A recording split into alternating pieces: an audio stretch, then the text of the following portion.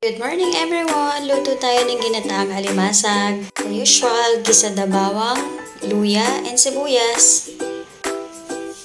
Aga kasi kami kanina. Weekend palengke day. Tapos ito, luto na para later on pagdating sa bahay after church. Meron kaming kakainin. After masangkot siya, ilagay na natin yung crabs o yung alimasag. Siyempre, di alimang, mahal yun. Favorite din kasi ito ni Vera. Ayan, lagyan natin ng konting patis, pampalasa. May mga konting side notes while cooking. Actually, more than a half lang to. Mahirap din kasi pag maraming seafood sa katawan. Prone sa high blood. Ayan, nilagay ko na pala yung gata. Yung kakang gata.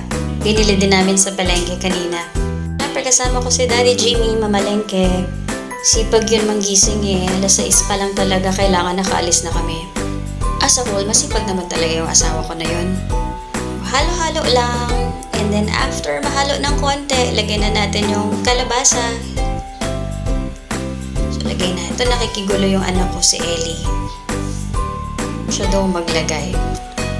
And then ayun, kailangan lumambot ng konti yung kalabasa para masarap.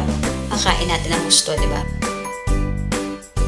Then, lagyan natin ng mga pampalasa, the asin, the paminta, and the Maggi sarap. Tapos, nilagyan ko rin yung sitaw na